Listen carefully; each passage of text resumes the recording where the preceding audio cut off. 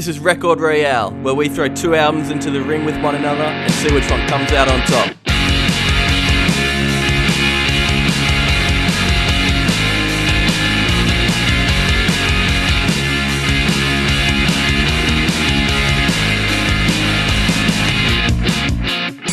Every time I think of wineries, I think of that Simpsons episode where Is it Sideshow Bob where he's stomping on him with his feet? Is that The Simpsons? Yeah, that's The Simpsons. That's like a later episode. That's where just he goes everything with I his missus think and of. his kid. Yeah, and he has like size 15 feet.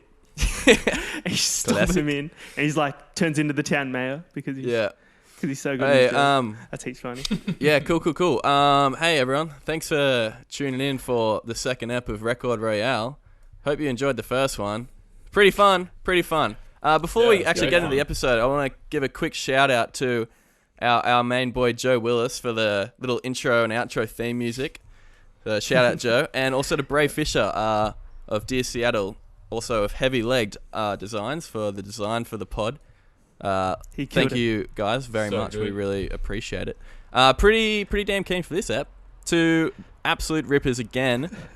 What do we got? We got Rage Against the Machine's debut album, Rage Against the Machine, and System of a Down's 2001 Toxicity record.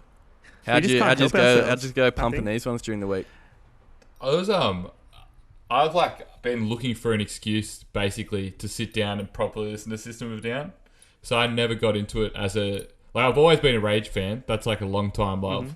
But yeah, System of a Down, I've tried to listen to it, but it's so full on that it's hard to put yourself in a mood for it. So I have forcing myself to do it.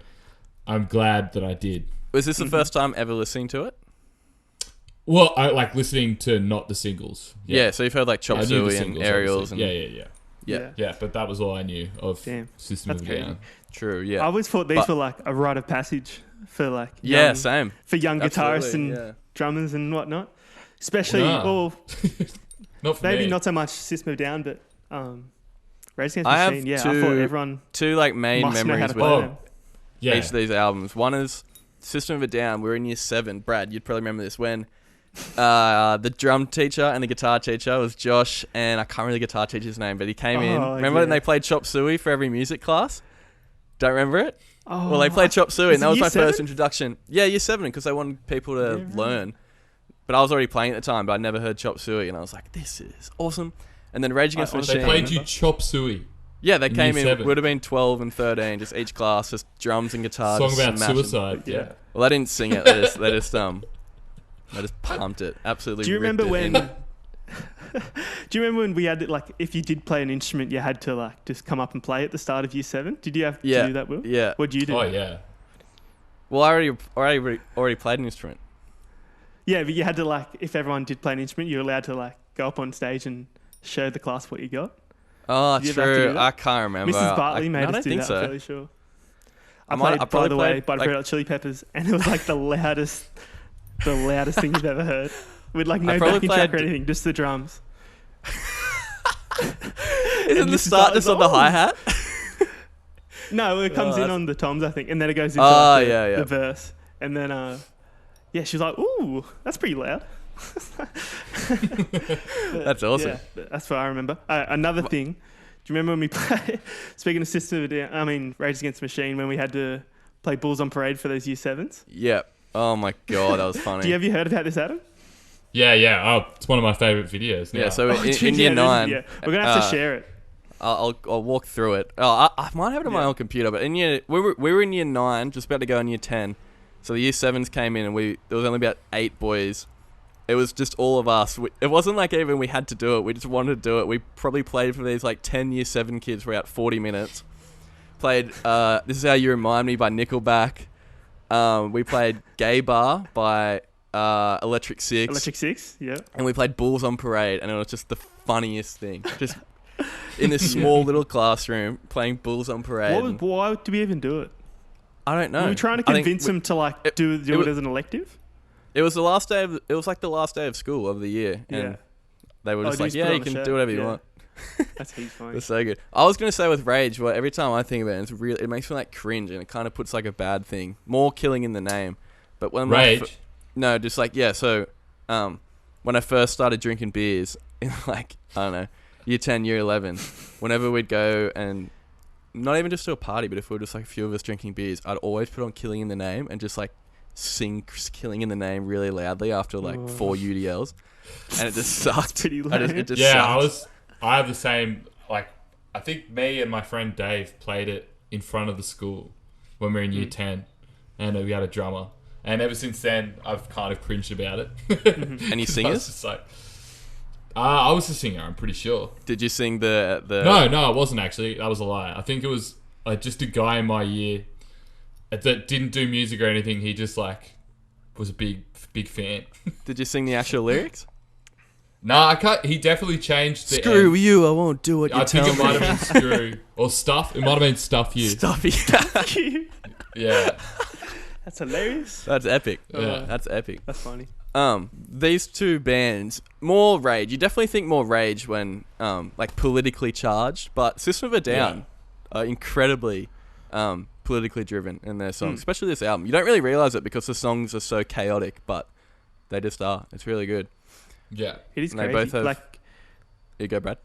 I can Tankin is like the man of like a million voices. He can switch it up whenever he wants. I never noticed in Forest at the start, like the end of each line in the first verse, he goes like, he just like screamed for like 1 millisecond. Did you guys ever notice that? He doesn't. I can't think of the exact point, but I know what you're talking about. Yeah. It's just like I did not ever notice that back in the day. Now it's here now. Yeah. But yeah, once you peel back the color, like the skin of like the instrumentation and whatnot, yeah, there's some pretty grim and confronting lyrics in this album, which I didn't even think of. I feel like that's what saved them, because they were sort of. I mean, their music's good, but at the time there were so many bands like that, like Limp Bizkit and Korn, like the new metal bands that were just shat on by all critics. Oh. Everyone's just like, this is absolute trash. But System of a Down have always been like, kind of like Rage as well. Are sort of known for one of the only bands that successfully like blended genres. Yeah, in that time. Rage kind of what was their last album? That was 2000 Renegades, but that was a cover album. So they kind of were on like the decline by like 99, 98, like stopping original stuff, and that's when System started. So they kind of like took over of the like political agitators kind of thing in the musical world. So they link a lot more like than what I originally would even think, but they do a lot. Quickly before we get into the details of the album, though, I'm going to give a quick thank you to the people who have gave us a 5-star rating and review on the Apple Podcasts page. If you're on listening to us right now, there, please drop us a 5-star and a wacko review. We got a few. Give a shout out to Alex Howarth, Nova Hotel, Lishy 204, Tesso7, Emma S, and Shane 2004. Really appreciate it because it gets us up on the page, and we're gonna get some new listeners, baby. So please drop us a rating, a review. Let's get into the details of these albums. I'll kick it off with Rage first. So, Rage Against the Machine consists of Zach Della Rocca on the vocals, Tim Comerford on the bass, Tom Morello on the guitar, and Brad Wilk on the drums. We were saying before, when we get to System of a Down, I wish they had easier names to pronounce, like Zach, Tim, Tom, and Brad. Mm-hmm. Yeah. But we'll try our best. So Rage formed in LA in 1991. 1991, a year before this album came out. Crazy. This album came out on November 3rd, 1992, released by Epic Records. Yeah. So have you heard of Epic Records before? No, who else they got? So they're owned by Sony, founded in 1953. I think they're definitely still running, actually, because they've released albums from Meatloaf. Oh, yeah. ABBA, Michael Jackson, Ozzy Osbourne. And then later on, like following this record, Outkast, DJ Khaled, Travis Scott. Mm-hmm. Okay. So, yeah, definitely jumping over all genres there. Yeah. What the band would always say, especially about this album, I'm sure all the rest, if they were released by Epic as well, they had complete creative control. Like they never were told you can't do that. And the record label even said "Killing in the Name" should be the single. Yeah. And we're not editing it. I was gonna say, when I was listening to the album on Spotify, because I just listened to like the anniversary edition, so it runs into live tracks and then also demos, and the demos are exactly the same, like almost exactly. They're just like obviously demo quality, but just the fact that like they went in and there was no changes. That's crazy to me. Like a lot of... I didn't listen to that, actually. Yeah. With the demos, do they have... Because they released a tape, like, I don't know, a couple months before this. Did that demo have the other songs that were on the tape that didn't make the album? They're on Spotify, yeah. Oh, sick. True. Yeah, and they're like... Check them out. All Tom Morello's guitar solos, which obviously we'll have to talk about a lot later, but, like, you would think that a lot of that would be done, like, improvised...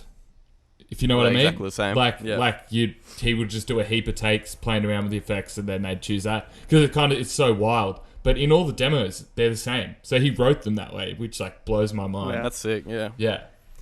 He's a magician.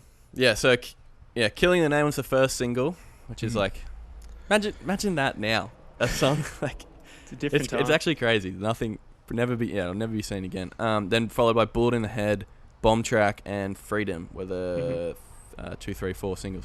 It's produced by Canadian Garth Richardson, and I went on and like tried to find Garth Richardson stuff, and I could not find anything that was like notable enough to even mention, like producing wise. I think he's mixed a lot and engineered, but like I couldn't find anything else that I thought would be what's his name? Garth Richardson. Yeah, worthy of. Well, I don't think he didn't really have to do much on this one. Yeah, they kind of just came in with the tracks and did it all live as well. So. Yeah. As you said before, the demo, they recorded 12 songs, and 7 of them made the album. So, did you listen to the other 5 that didn't? Yeah, I kind of listened to them in passing, but they're they're really good. They're definitely like not as strong as the rest of the tracks there. So the demo tape that they sold, it sold 5,000 copies, which end up. That's why they got signed by Epic Records, because they thought. You beauty. It's just mental that they were a band for like months and did these songs and then were huge immediately. So it debuted at number 45 on the US Billboard charts, 12 on the ARIAs, and has sold over 350,000 copies here in Australia and 3 million in the States. And now that I say that out loud, I feel like that can't be right. There has to be more. But don't. And then both their albums, both their like original albums, Evil Empire and Battle of LA, went to number 1 after this. Right. So they were huge immediately. Yeah. Number 1 on the Billboard, just straight up. A few more. Yeah, wow. Number 1, both of them. This one was 45, which is still like heaps good for a debut record. For a debut, yeah. Of this genre as well. Couple more little tidbits here. It was ranked 365th on Rolling Stone's 500 best albums of all time. Number 24 on Rolling Stone's list of 100 greatest metal albums. Metal. So they chucked it in the metal category as well. And it was included in the book. Fits everywhere, that album. Yeah, it does. Rap and metal and rock and all the above. Punk. Included in the book 1001 albums you must hear before you die. I didn't write the author's name, but sounds pretty legit. Yep. So when they recorded, did you read about this? No, good. That they couldn't get like the energy that they wanted to get. Yeah. So they invited some friends into the studio, built this turned the studio into like a concert type stage and recorded heaps of the bass tracks from there. Really? Basses drums, guitars, and bass. Wow. Yeah. It's crazy. And then they just went from there, and they did that for all their albums after that. That's crazy. You can hear it as well. Yeah. It, definitely sounds like that's like the best thing about it is you. Like I remember the first time I heard it, the first thing I thought was I need to see Rage Against the Machine live before I die. That was like immediate. Have they ever come back to Australia since putting out their albums, or not really? They came. Oh, do you mean like when they reformed for a bit? Yeah. In 2008, I think they. I want to say they played a Big Day Out, but I have no idea. I have to look it up, but you would think so. I don't know. They were back for like 3 years. I saw One Day as a Lion, which is like Zach's side project. If you've ever heard of that, I saw them at Soundwave 2011. So that's my only encounter with anyone from Random. Hectic. How'd that go? They were sick. They were very loud. It was just like 3 blokes, and they didn't have a guitar or anything. It was just drums, vocals, and a Rhodes. They put like so much distortion through the Rhodes that it became like a guitar and a bass together. And then after that was Iron Maiden. So I've seen Iron Maiden. Day, mate. You just haven't. Big day. So, Wait, straight after them was Iron Maiden. yeah. Yeah, they were like second on the bill. Yeah, what was their name? One Day as a Lion. True. Yeah. Yeah, if you like Radham, definitely look it up. It's pretty cool. The album art. Do you know what the photo is? Did you know this before? Yeah, it's the Pulitzer Prize winning photo of the Yeah. is it Tenement Square? Is that how you say it? Yeah, the Vietnamese Buddhist monk. I think that's what it is. It's in Saigon. I don't know. Yeah. Yeah. But yeah. Pretty. Lit himself on fire. 1963, wasn't it? 63, yeah. Or something. 63, Protest against the president administration for oppressing the Buddhist religion. And, little fun fact, apparently that photo convinced JFK, the president at the time, to withdraw support for that Vietnamese government. Crazy. So, there you go. And that would have been, Very what, powerful Vietnam picture. War era? Yeah, 60s. Yeah. Now we're getting all political. Yeah. I struggle. Yeah, same. We'll skip the political history. Agenda. Last little thing about the Rage album that I got. So in the thanks for inspiration section on the linear notes, they thanked activists such as Provisional Irish Republican armour hunger striker Bobby Sands, who died of in a hunger strike, and the Black Panther Party founder Huey P. Newton, who I think he died also in the 60s. Cool. Maybe died in the 80s, actually. Yeah, no, he would have died in the 80s and started the party in the 60s. That's pretty cool. Just shows they actually really know and really believe in what they're singing about. Did you have any more random things about Rage? Yeah, I've read a lot about just before they started, a lot about Tom Morello. He's just the most interesting person to me, I reckon. His dad was his grandfather was a revolutionary in Kenya. And he wrote Killing in the Name of in a guitar lesson. While he was doing a guitar lesson. Yeah. Yeah. He played the riff and was like, wait 1 second, then he recorded it and then went back to the go lesson. record it. Yeah. Yeah, that's a classic. Really? Yeah. Oh, and he was also a stripper. awesome. What? Really? Tom Morello was a stripper prior to Rage becoming Nice. big, yeah. A male stripper. What? Yeah. That's epic. Just a cool little fact for How you. old were they when they did this album? Oh, I don't know. Pretty young, I think. Mid I'd say mid-20s because they're not that old now. I don't know. No. I Might think look they that up, were actually. all playing in bands before that. Because the band, the name is actually the name of a song from Zach De La Rocha's old band. Rage Right. Against the Machine. So Yeah. Tom Morello's 55 now. So what? 27? Nope. Okay. I don't know. 27? Something like that. Around I don't there, know. yeah. I can't be bothered to do In the the maths, but ballpark. mid-20s. All right, let's get on the system and let's try and pronounce these names. All right, here we go. All right. Good luck. All right, here we go. So, Serge Tankian is the vocalist. That one's okay. Darren Malakian, also all good. Guitar and vocalist. Shavo Odadjian plays the bass on your Shavo. And John Dolmian is the drummer. I've absolutely butchered those last two, but don't mention alright. it to I'm me. sure they won't mind. We know what you're Because talking I about. butchered it. Because, yeah, they are all Armenian. I don't know if they were all born there or if any of them were born there, but their family heritage is all Armenian. But they grew up in LA, some of them. Darren did anyway. And they formed in Glendale, California, which is just outside of LA, in 94. So, actually a while. So they released their first album in 98, and this one came out on September 4th, 2001 by American Records and Columbia Records. So, what's that? September 4th, 2001, a week before 9/11. 2 weeks in a row we're talking about 9/11 on the pod, affecting albums. Yeah. Get to that in a sec, though.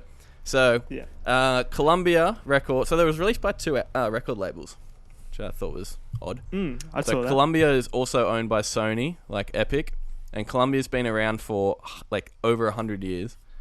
It's released albums from pretty much everyone to ever write a song.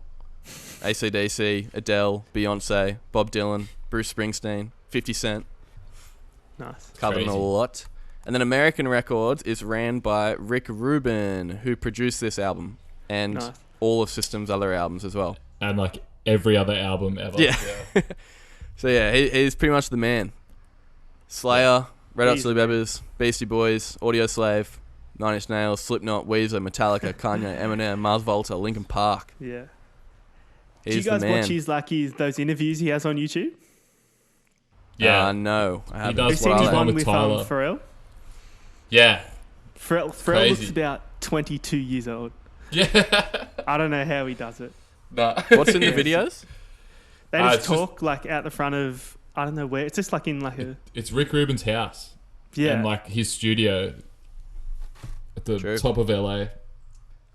So they wrote apparently 40 songs and then recorded 33, and then they cut it down to 14 for the album. I was gonna say it's such a long album, like not lengthwise, but so like 14 tracks is The track list, yeah. that's big. Yeah, it is. It is. But if you're a System fan, they released Steal this album like a year or so after this, which is just pretty much the Toxicity B-sides. And they do you know why they called it that? It's pretty nice, actually. Why? Because people found the B-sides leaked on the internet somewhere. Yeah, it's some music that sharing why? site, I don't know. LimeWire Yeah. or some bullshit. Yeah, something like that. Shout out to LimeWire. Rest in peace. Yeah. But that album's heaps good as well. I actually didn't know that was the reason that like Steal Us Out. I thought it was just another album, but that album's sick too. So the B-sides are even really good. This album debuted at number 1 on the US Billboard charts. It sold crazy. 220,000 copies in the first week in the US alone. 1 million in its first 6 weeks. Debuted at number 6 on the ARIAs and has sold over 12 million copies to date and over 200,000 in Australia. Huge. Massive. Like, actually massive. For an album like this. Imagine if an album like this came out in 2020. Number 1. And went number 1. That'd be great. It just won't happen. Like, it will not ever happen again. Yeah. The singles were Chop Suey, Toxicity, and Aerial, so they only had 3. But Aerials went to number 1 on mainstream and modern rock charts. Aerials. Wow. So that would have been like a year or so after the album came out, so they would have already been pretty well known, but you know. Yeah. You know, Chop Suey was like didn't do that well in America at the time. Well, it probably has something to do with 9/11. Yeah, it because is, yeah. getting pulled from the radio I because think it got pulled, but now obviously it's like they're on Spotify. It's their most streamed song, their biggest track.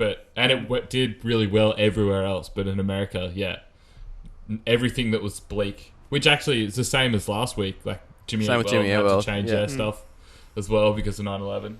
Yeah. Speaking I Cry When parts. Angels Deserve to Die. And it was originally titled Suicide. Yeah. That song. So, pretty unfortunate. Another unfortunate event. On September 3rd, I don't know if you read about this, but they were planning to have a free concert in a parking lot in Hollywood just to like say thank you to all their fans. So September 3rd, when did the album come out? September 4th. So the day before the album release. So the place was able to hold like 3,500 people, but about 10,000 people showed up. So the performance was cancelled by police before the band even took the stage or made an announcement because they said, no, you cannot play. And then fans, System of a Down fans, like you can like imagine, rushed the stage, destroyed everything. Apparently they destroyed $30,000 worth of like the band's equipment and Oh my rioted. God. And the riot went for like hours, 6 hours or so. Holy shit. Jesus. So like a full-on riot because they couldn't. It was in a parking lot in Hollywood. Was it because they didn't like announce anything either? It was just like Yeah, they apparently just didn't show up and didn't play. Yeah, So you'd Which- think, yeah. It's I their doubt it would have been the band's fault. Like I can imagine they would have Oh, been no, like, yeah. we have to tell them. So It's Childish Gambino at the Cambridge all over again. God, what happened there again? What was that one? He rocked up to do a DJ set, but the Cambo told everyone that he was doing a full set. True. And yeah. obviously, a lot of people were angry that he didn't. Yeah, I remember that. I remember. Oh, That's the crazy. days of those. That Cambridge is long gone. Cambridge Yeah. now rules. Shout out to the Cambridge. But yeah, I remember that. Oh, that was a big thing. So the song ATWA. I don't know how deep into the album it is, but it stands for Air, Trees, Water, Animals, or All the Way Alive, which were phrases used by Charles Manson. If you know who Charles Manson was. That made me. It kind of made me not like the song. Yeah. Like I like it, but it's a bit sassy. When I didn't mind it, and then I like when I first listened, but when I looked at like through Genius and all the little facts about the songs, I can't really listen to it anymore because I'm just like, well, so it's Darren Malakian, the guitarist. That was his influence, and he even doubles down on it because I actually have this album on vinyl. Of course I do, and he thanks Marilyn Manson. Whoops. He thanks Charles Manson in the liner notes for his inspiration and honesty. Yeah. But this is a coincidence. I was listening to the Chris Jericho podcast about a couple of months ago, and Darren was on it, and he asked him, like, what's the go there? He said he just likes how honest he was, and obviously not the killings. But he thought his views on society were actually kind of well thought out, but he was just a crazy cooker. So the song Bounce was used in the movie The Secret Life of Pets. Yeah, I saw that. That's so funny. Despite the lyrics being about an orgy. I love that song. Secret Life of Pets. How did they... They must have just been like, it's funny. We'll just do it. Or not. It might have suited the scene, probably. Yeah. That track, for me, it is so weird on that album as well. Because it's kind of like everything is pretty political. Yeah. And then there's Bounce. It's a good switch up. That's why I love it. Oh, that's one of the reasons I love this record. It's so funny that it's like the odd one out a lot compared to everything else. Or maybe Psycho as well, I guess. Psycho's the album can just go from political to heartfelt to hilarious within like the change of a verse. Pretty quickly, yeah. Oh, God, yeah. I just love it. It's so good. The last little one that I wrote down was Malakian, the guitarist, and the drummer, Dolmy and whatever. They had a legit fight when they were recording this record. Like they would throw... Like a fist fight? Yeah, like they threw microphone stands at each other, and the drummer's head got split open. They had to go to the hospital, and then they later said it was one of the coolest moments in the band's history. And like, if you watch the videos of them, they look like a bunch of cookers. Yeah. The bass player's like, you just can't help but laugh at him. Yeah. Laugh at his head. He has a bung head. I'll give him that. Yeah, he does. But he shreds, so that's fine. Yeah. Oh yeah, he's cool though. He's cool. Yeah. Yeah. I don't know, that record, like they are cookers, but they don't look like angry people. But the record is so angry, and if I was to ever listen to a record to make me angry, it would probably be this one. Oh, I don't know. I feel like I watched a lot of live videos, and like they not Serge, but the rest of the band. Serge just kind of looks like your mate's dad, I reckon. He looks like I mean? a lecturer or something. Yeah, he doesn't seem threatening at all, but the rest of the band is just typical new metal attire. Like they just like his Serge just doesn't look like he's I don't know. You can just tell. You can tell by looking at them. They play in drop C. They're proper neck beards. Like, you know. Drop C. That's all I got for System. Do you got any little things? I saw that when they were recording it, when I listened to it, the bass tone changes so much between like the real heavy stuff and like when he gets a bit higher in the neck. And I looked up like what rig he was running. So they ran two different rigs. One has like a vintage Ampeg and like a 8x10 cabinet, and for the higher ones, for the higher sections, it was a Trace Elliott bass head. I looked it up. Oh yeah. Adam, remember your bass head, your karaoke machine bass head has nothing on this Trace Elliott. I'll have to say. Oh really? It's a proper karaoke machine. It looks like it could run a whole festival through it. It's crazy. Very nice. Did anyone watch live in Armenia? No, I haven't. Is it hectic? It's so good. What year is that from? What year? I didn't watch all of it. 2015. Oh, true. It's like it's crazy. But also, I didn't watch all of it because it's like 2.5 hours long. Yeah. Which must is play they basically every song. just play every song. Yeah. All their live sets go for like at least an hour and a half as well. Hey, there's one. If anyone listening is looking for a live set to watch from System of a Down, what is 2011? Is it Rock Am Ring? Yeah. Brad? Yes. Hey, and watch the first song, Prison Song, when Serge is singing. He's got his hands up.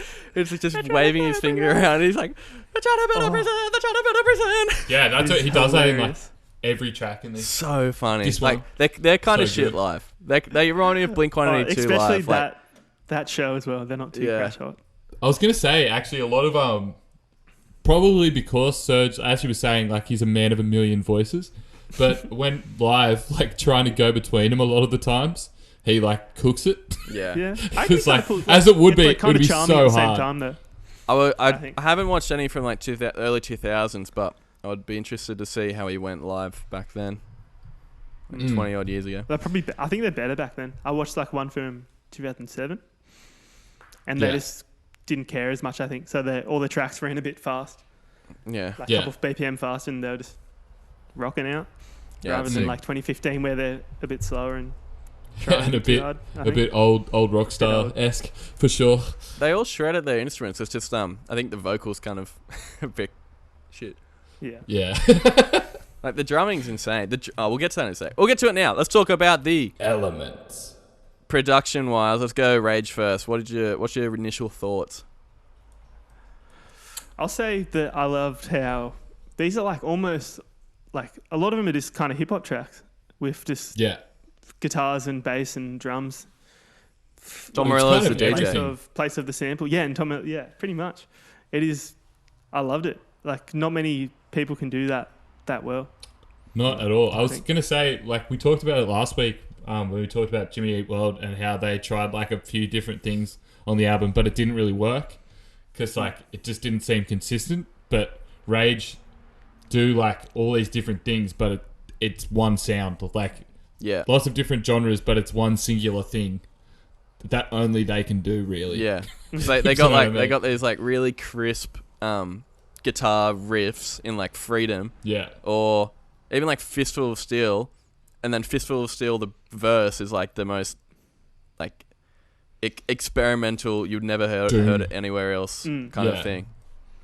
I also love the bass. I think the bass on this album it's pretty clean. It doesn't change at all, but I really like the bass on it. I do think though I don't want to put a mocker on it because it runs so well, but I think there are some parts that could have been fatter. Like, I don't know. I know they want to keep it simple, but I don't know. Like a bit of dynamic range would have been welcome for me.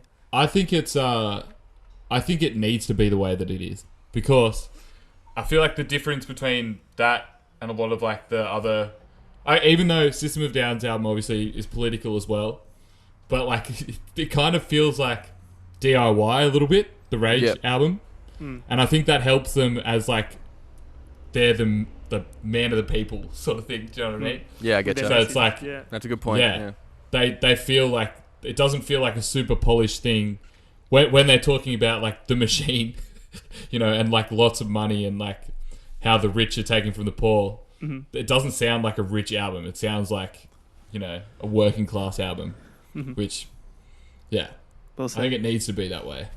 That is a really good point, Adam. You've completely like switched my opinion on that. Good stuff. Yeah. Well done. Yeah.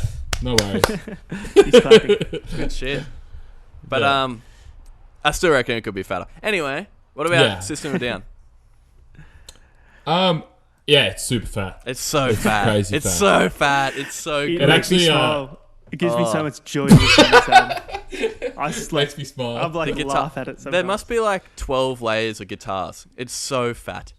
I'll admit, actually, I tried the first like 5 times I tried to listen to this album, I couldn't get all the way through it because it's too intense, and that was I was like doing me the wrong last week thing. with My Chemical Romance. Yeah, I was going to say, around, like, you both said that, and I really, like, I struggled a lot. Because I just couldn't, I was doing it the wrong way. I was sitting at home, I'd finished work, trying to relax, and put on, like Prison, Good song. That would just kill me every time I listen to it. I'm like, It's this is such like awesome. a driving but album. It's such a good but album to play. I feel in the like car. I'm gonna have a heart attack, sort of thing. Yeah. So, but then I went to work, and I've been doing this job where I deliver to houses, and I have to walk a lot. And when I listened to it doing that, I was like, oh yeah, okay, I get it. Right. Yeah. For sure. It just goes so hard. I think the drums on this record are like mental. Like mental. And the crazy. sound on it is so good. I think the toms and the hats are like, they like shine. They're like tinny as well. I reckon they're so good. Like I love the drum sound on this album. Yeah. They nailed it. I'd say it sounds better and it's way fatter. But in comparison to Rage, I think like a lot of the instrumentation can it gets a little bit repetitive sometimes with System of a Down. Yep. Not repetitive, but after a while it's predictable. Even though it's like super unpredictable on first listen, but you start to like pick up their like little, I don't know, the way that they write their songs and like a lot of the like chuggy bits, you can hear them coming. Yep. Whereas I think Rage, there's a lot more. I mean, a lot of the riffs are similar, but there's a lot more difference between songs. If you know what I mean. Yep. They're more independent each track. No, I totally get you. I think with their Armenian heritage, you can kind of hear like for sure. Absolutely. the chugging and like the galloping, the way this album just gallops through its track list is, I absolutely love it. It like gives me the biggest smile on my face listening to this album. Where are we talking about Serge's dancing in like I think it's probably in every live performance. That is the perfect dance to their music. Yeah. I feel like that's the only dance you can do. Really. If you're listening and you can't picture what it is, just put up one hand, and your index finger, and just shake it around, and that's all Wave it is. it around.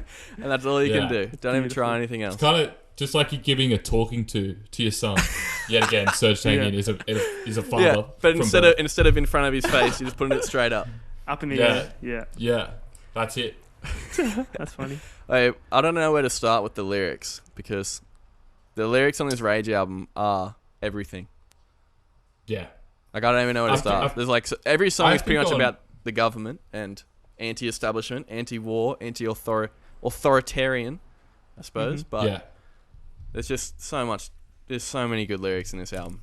I struggle to pick a better album for lyrics for both of these because they're both like they're different. They're obviously both very political, but they're like I think Rage is definitely way more poetic as far as like and I mean obviously Serge's lyrics are very poetic as well, but there's a lot more like humor as well in System of a Down. So it's but like intentional. I don't know. I think they're equal, honestly. With System, I pulled this quote. So Rick Rubin, the producer, about the lyrics, he goes, "I have no idea what the songs mean, but I know how they make me feel." The lyrics don't necessarily make any sense, but they give you this feeling of something's going on. And it goes from this wackiness of the verse to the epic sadness of the chorus. It's so weird. Yeah. So it was just but like if you read some of the lyrics, they make no sense on like paper. Oh yeah. You'd have to take a deep dive into them. I think it is. Which one? It's like Jet Pilot. Oh, Talking about horse of the eyes of it. Oh, I don't even know. Don't even want to try. Yeah. Horse on a jet pilot as he flies over the bay. Yeah. Makes no sense. I'd love to have a sit-down interview with Serge and ask him what all these songs mean. Do you have any more in the lyrics? 'Cause it's really hard to dive into the lyrics for Rage of the album. Like it just... Yeah, there's so many layers you got to peel back. I kind of didn't even try, to be honest. It is pretty easy, though, to dive into the instrumentation of these albums. I think Rage is... Sorry, before we get into the instrumentation. Of course, go on. That was a good segue there. No, I'll save the segue for later. You can do it again. I think Rage's lyrics are... I don't know if they're probably more important. And obviously they struck a way bigger chord. Mm-hmm. Like, it's obviously System of a Down, massive band, but Rage, as we were saying, it was like 1 year and they just instantly became famous. And they did the whole thing on Wall Street. You know, I think at the time... that was crazy. I looked up people needed about like I think people needed that more. Yeah. I think they were more current of the time. So I think that the lyrics were more important than System of a Down's at the time. Yeah, that's all I've got really. Nice. Yeah. Well, I tell you what is easy to talk about. The instrumentation. We're back. Yeah, Good yeah. segue. Nice. Yeah. Tom Morello, maybe the biggest game-changing guitarist ever. Maybe, I don't know. Maybe most innovative. I don't think it's one of the most innovative. Yeah, definitely. Yeah.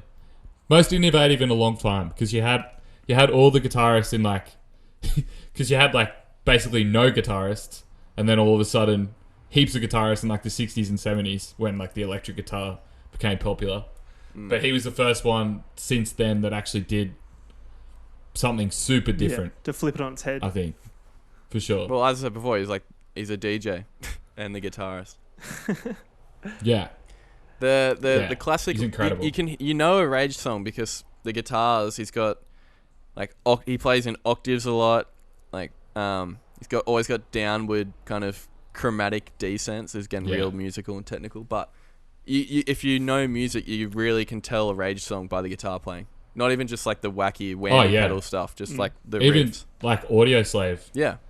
I think he's one of the most unique guitarists ever. Yeah. As far as exactly when Tom Morello is playing. And, for sure. Yeah. And it's a mixture of everything. Yeah, I kind of said it before, but all I wrote down for System was just it's so fat. There's so many layers, and the drums are mental. Yeah, I would say I didn't find the instrumentation on System of a Down anywhere near. Probably because I'm from a guitarist perspective, it's not as memorable. I don't really remember many System of a Down riffs, but I can recall the Rage Against the Machine ones all stick in my head. If you know what I mean. Mm-hmm. Yeah. Whereas System of a Down is just kind of chugging. Yeah. But it's what it needs to be. It needs to be that. Yeah. For the album. Yeah, I think the System of a Down music made me. It kind of got me in more of a mood. It made me feel something a lot more than what Rage did. Going back and listening, it's the same thing with Bleed American last week. If we didn't listen to it, I would be well, this is the best. But when I listened to Rage, there were some parts on the album I thought were a bit. That's the same with me. I would dull. agree with that. I thought, they didn't live up to my old expectations. 5 or 6 minutes, and by the time you get, I know he's what he's saying is extremely important, but it does just drag on a little bit. But then it brings it back with the outro in most songs, which are all hey, that's another brilliant segue into the flow of the album. I think Settle for Nothing. It really takes it out of me. It's the 4th track on the album. I'll skip it. And after that, it just goes and goes and goes. And Freedom's one of the best closers ever. Mm-hmm. Yeah. But Settle for Nothing. I think Take the Power Back as well. At number, I don't know. It just kind of halts it a little bit after Killing in the Name. So I was going to say, and this is probably there is a big difference between what we're both, because you guys obviously grew up with it, System of a Down. So I haven't had as much time to get it stuck in my head. But I'm I don't go back to many of this. It's probably 6 songs that I would re-listen. I wouldn't go back to a lot of the ones on System of a Down's album. Just because how many would you go back to with Rage? I like all of them. Right. Every single one. Would you go back to Settle for Nothing? Yeah. Wow. Yeah, I like all the tracks. Yeah, I think they're all different. My problem with System of a Down is they're all too similar to me, I think. Right, okay. And when I was trying to write down notes and stuff, I was struggling to differentiate a lot of the bits. And that's probably just because I haven't had as much time, I'd say. Mm-hmm. So I don't know. But of first impressions. And, I grew up with Rage, so, that also... I don't know if it's bias, but... Yeah. I'm probably opposite to you guys, I think. Well, I grew up with Rage as well, and I don't know, it just going back and listening, it was like an endurance. It was a bit of a marathon for me to get through the album. Yeah. But if I picked out all the songs individually, I love them. But I don't know, as a whole. But you can tell with both albums, we can't tell, but it feels like they wrote all the songs in one day. They all flow, they all have the same sound, in the have same the same headspace. feel to them. Yeah, absolutely. Yeah. Yeah, I agree with just Rage. Like without knowing the proper political context of the lyrics, I just like it kind of because the lyrics are at the forefront of the album. Like that is that and the guitars are what make the album stand out. And without knowing properly what the lyrics are about, I kind of just not get bored with it. Just don't really get it. If that makes sense. Yeah. No, fair enough. I felt the same way. Fair enough. Okay, let's get into our little segments we got going. The first one is, you know what it is. Get Inked. Get Inked is a segment where we take lyrics from the albums, one lyric per album, and we make a tattoo idea. Mm-hmm. I'm going to kick it off today because this one is from the song that we mentioned before for System of a Down, from the song Jet Pilot. The first line, wide were the eyes of a horse on a jet pilot, one that smiled when he flew over the bay. Okay, so the tattoo is it's a horse standing with its two back legs on the jet and its two front legs up, like you know how horses like they're ready for battle, like you know. And Serge, the singer, is riding the horse. He's got his finger up doing the dance, and over like an arc of it. Do you know the Top Gun font? Top Gun the movie, like the font, it's got the thing and then the three red lines. So it says System of a Down, but in a Top Gun font. Nice. Yep. That was pretty long-winded, but I got... No, I rate it. Do you want me to say my rage one now, or... Yeah, go for it. Alrighty, so it's from Fistful of Steel. The line, stepping into the jam and slamming like Shaquille. So it's early years, so 1992 to 96, Shaq. We're in the Shaquille Magic. O'Neal, and he's Orlando Magic, blue and black. And he's going in for a slam dunk, baby. He's got one hand on the ball, and the other hand, you guessed it, is clenched up into a fist, which is made of steel. Nice. Nice. I like it. And that's it. That's actually it. sick. And Also, like the pinstripe jersey. I rate it. Yeah. This record was recorded midway through 92 before Shaq was even drafted. So they must have known him from his college days. Right. Could it be referencing someone else? A different Shaquille? Shaquille? I don't know. Shaquille? Surely not. I don't think so. I think it's definitely a reference to Shaq. They must have been college fans, college basketball fans. All right. Who wants to go next? I'll go. Mine was from Toxicity. In the pre-chorus, it says, eating seeds as a pastime activity. It's kind of referencing like drug abuse. But mine was, it's like a, you know, like the pill containers that you get your drugs in, or like a urine container. It was like that being poured out with like seeds, like chicken seeds or whatever. And they'd be being poured into like a chicken coop. So eating seeds is a pastime activity. But I wouldn't have the lyrics there, it'd just be that, I think. Just like that's really nice, Brad. Yeah. Cheers. I like that. Really well thought out. And for this is a reverse shout out to, what's the bassist name?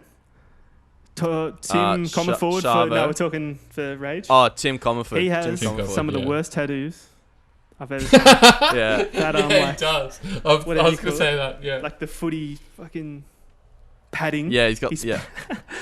They that would have hurt one. And they suck. But mine would be, so it'd just be like, you know how you have those little gag toys of like a nail going through your finger and it's got like bandages around it and it looks like you got a nail going through your finger?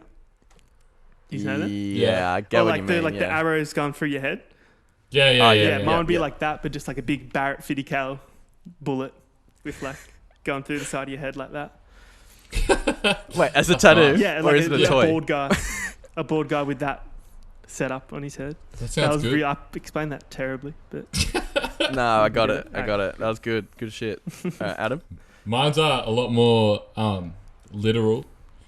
Mine was for System of a Down, from Needles.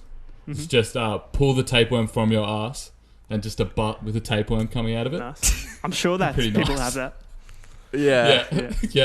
I also had, this is more, you know those like t-shirts? This isn't a tattoo idea. This is more like, you know those shitty meme t-shirts that are just like big font, random like text, and usually it has like a name? Yeah. One that says, I buy my crack, my smack, my bitch right here in Hollywood. Yeah. I like the Hollywood sign. That's sick. It'd be pretty nice. That's sick. All right, and then I'm gonna get onto that. We're gonna make that tea. for Rage, it was just fuck the war, fight the war, fuck the norm, with just a big middle finger, and it's written all over the middle finger. Yeah. I'm sure people Hell have that yeah, as well. brother. Yeah, it's pretty. You tell the government. Yeah, exactly. Hectic. Yeah. Hey, that was some pretty good tat ideas. Yeah, Pretty ridiculous as well. yeah. Got some weird ones in there. Yep. Okay, let's get on to the Fattest riff. all right fattest riff from Rage Against the Machine. What do you got, Adam? The entirety of Freedom. Yep. Yeah. It was like the enough. whole thing. Like I couldn't. There's so many fat riffs on it, but that, so for me, is like Riff City. Yeah, Riff I've Central. actually, that's the one song that I've been constantly, the riff I've had in my head, the opening riff. I've gone and Yeah. played it back on guitar, and it's just so, can't stop playing it. Yeah, that and this isn't actually a fat riff, but like just riffage. The solo in Know Your Enemy Oh yeah, is just like insane. And when I listen to the demo, it's exactly the same, and it just sounds like just randomness, but it's thought out. I couldn't Yeah. believe that. yep. But yeah. Nice. What about And for then- the system? What did I have for system? Oh, just Needles. Yeah, the start of Needles. Yeah, Needles is like the Big most chuds. cooked song on the record, I reckon, Yeah, and it's the yeah, second song. yeah.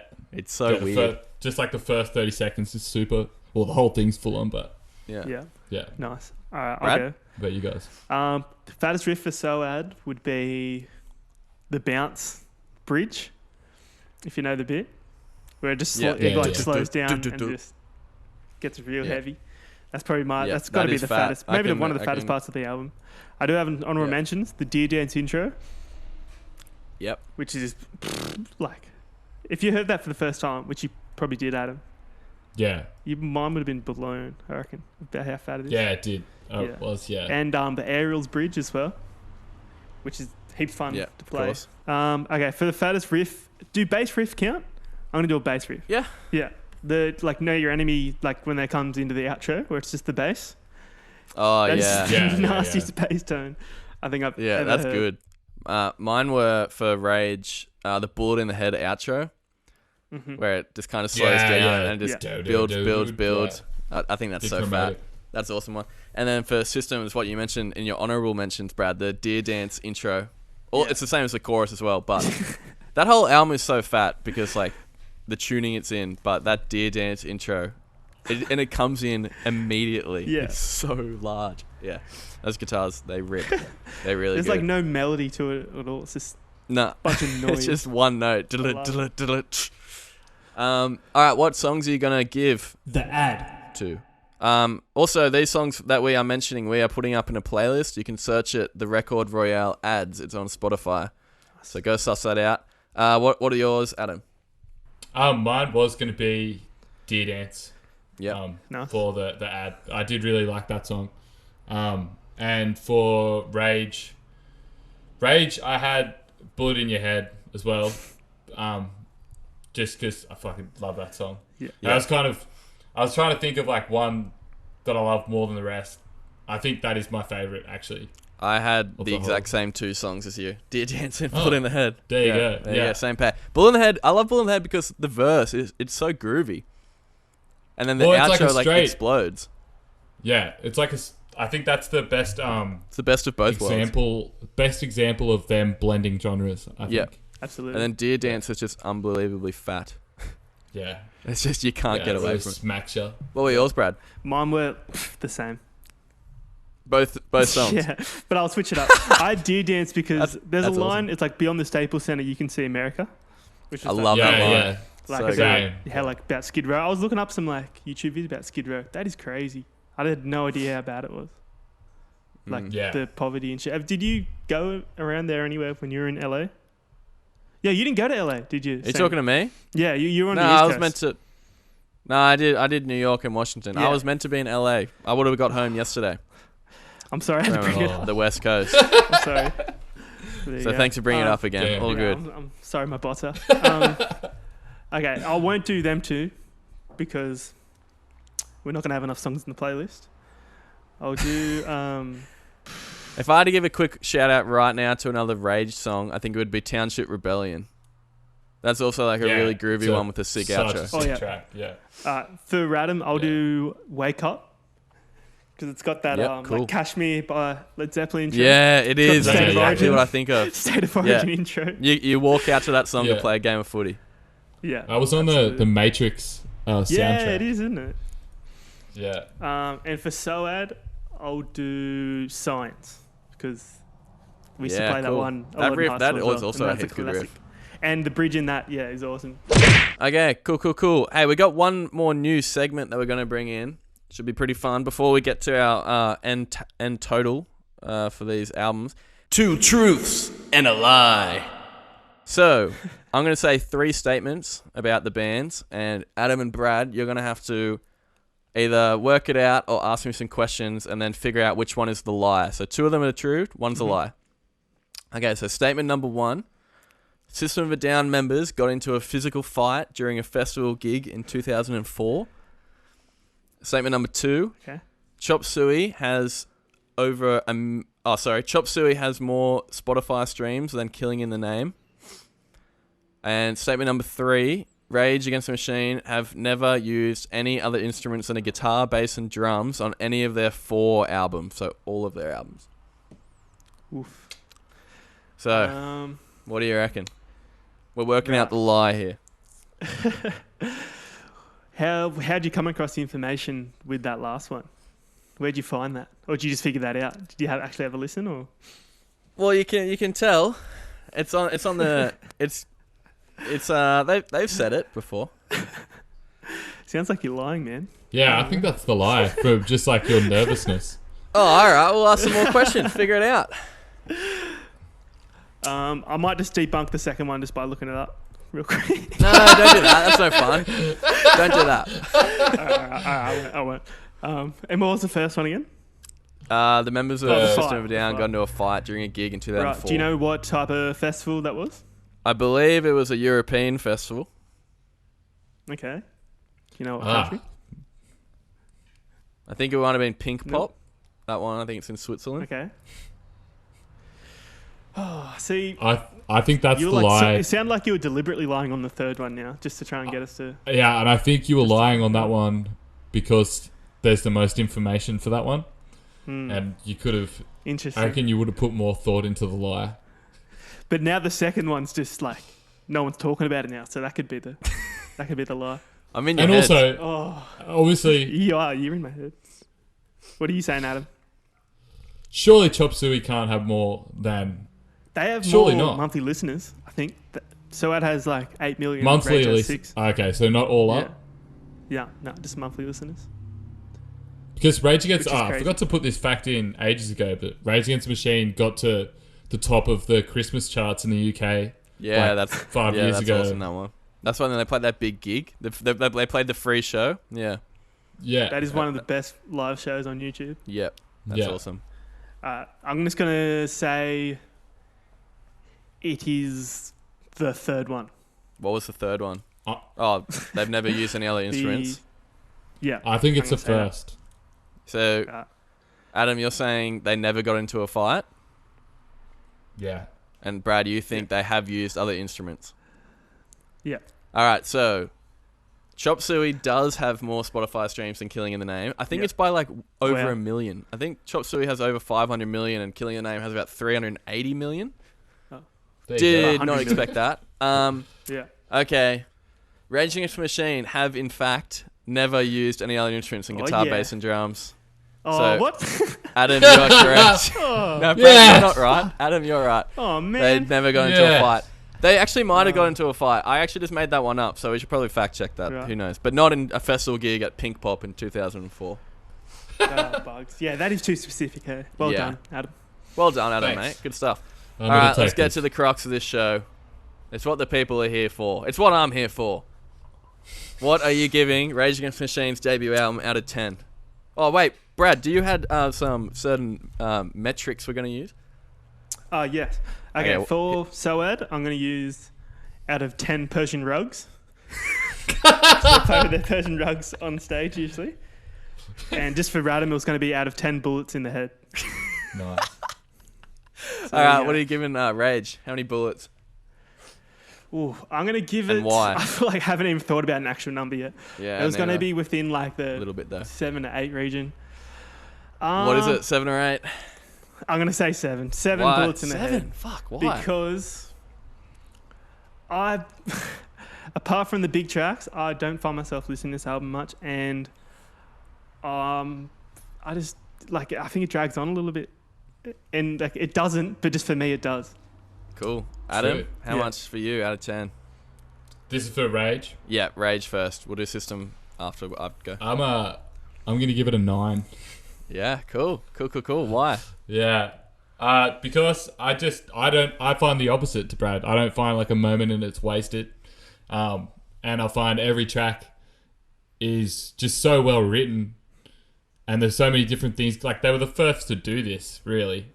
They were the start of all these new metal bands that then failed to do what they did. And I don't think really anyone's successfully done it since then.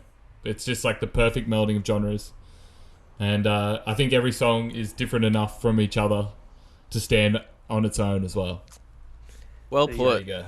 So what? 9 bullet in the heads out of 10. Yeah. I'm gonna go in the middle. I'm gonna split you two. I'm going 8 out of 8 bullets in the head.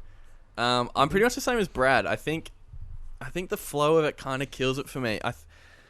And if I take my nostalgia goggles off, I don't want to listen to this album as much as what I Same. used to. And Same. it's not a knock on like the songwriting. I think it's so like crazily innovative and unique, but I don't know. It just doesn't do it for me as much. I don't know whether it's because the last time I listened to it, since then I've listened to so much more diverse and kind of music, but I don't know. But I'm giving it an 8, so that means it's 24 out of 30. 24 bullets in the head. That's So what are we pretty giving System, Brad? I'm What gonna are we giving go Toxicity?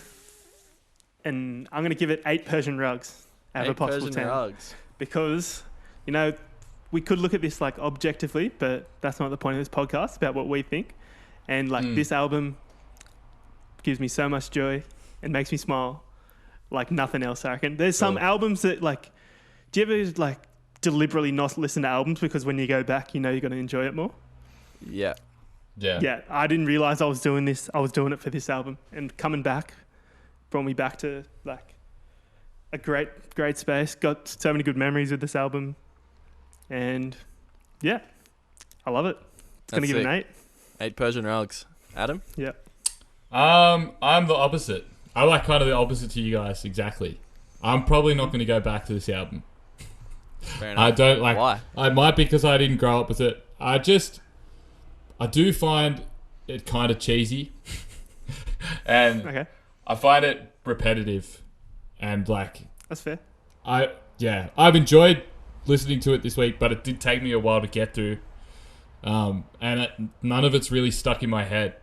Like, it's just not. I haven't been thinking about it other than the times that I was listening to it. So I'm gonna give it a 6 because I respect it, 6. but I probably won't listen again. Really. Fair enough. Yeah. It all comes down to Will then. Yeah. Hey, this is pretty big, but I'm giving it a 10. I'm giving it a 10 Persian rugs out of 10. Yes. I My God. and I didn't come into this week knowing I was going to give it a 10. Like, I thought, I knew I liked it, but I didn't know I loved it this much. I just think from start to finish, no song to me overstays its welcome. I think every song goes incredibly hard. The flow of it is so good, and I just love it. It's funny, and but it's also really So, driven, and there's points to it, and the guitars Well on it said. are unbelievable, and so is the drums. And I'm always air drumming and air guitaring, and then actually playing drumming and guitaring to it. And I just love this record so much. I love it. It's Hell a yeah. 10 Persian rugs out of 10. The first 10 of the show. Wowza. Yes. But I've just done some quick math, and that leaves us with 24 all. So we've had the first draw. Whoa. What are we doing? What do Well, we we've do? got 3 people here, so should just say it? Like, if you had to choose. If we had to choose, Yeah. well, 'Cause we've got Brad 3 and me people, gave it'll be- System yeah. higher to Rage. Yeah. So. Yeah. So that means System, Guess System Toxicity wins wins it. by I default. feel kind of Yeah. bad for doing that. I'm but sorry, Adam. No, that's all right. Are you okay? Yeah, I don't mind. Yeah, do you reckon people be mad that we chose Radam over? I mean, we chose Soad over Radam? I think there might be some filthy listeners, actually. Yeah, I think there will be, but that's all right. But please, if you're listening and think we're out of our minds, please go listen to Toxicity with some positive perspective. Yeah. With some 'Cause beers. it truly is an incredible album. But I will say, I still gave Rage an 8. Like, that's no dud. I will say I've liked it more than I thought it would. Yeah, Definitely. Okay. Because I hate, like, most new metal bands. I can't listen to any of them. I know some of you boys like them. Oh. So I came into don't. it with a negative perspective, but I did I like wouldn't it even more call than I thought. System new metal, though. I'd just call them, I don't know. Doesn't matter Old now. metal. I gave them 10 out of 10. Yeah. Yeah. Exactly. There you Alrighty. go. Wow. That's huge. Sorry, Adam. Well, 24 all, but System wins by majority rules. Okay, thanks heaps for listening. Check us out on the socials at Record Royale on Twitter, Facebook, Instagram. Check us out. Next week on the show, we're dipping our feet into some different water. That's what we're doing. We're going a bit poppy. We're going with Billie Eilish's When We All Fall Asleep, Where Do We Go? Is taking on Ariana Grande's Thank You Next. Nice. Can't wait. I've listened to Billie Eilish's album full maybe once, and I've listened to Ariana Grande the singles, and that's about it. Yeah. Damn. I'm keen to delve in. This is going to be I'm different. going in absolutely dark. It's going to be pretty fun. I reckon Yeah. it should be pretty fun. Yeah. Should be some pretty man. whack takes. Yeah. Oh yeah, some controversy. It could provide for some good listening. That's good. Yeah. All right, we're going to leave it there. Thank you so much for checking in again. Follow us on the socials. We'll see you next week with a crazy episode. See you, boys. Yeah. See ya.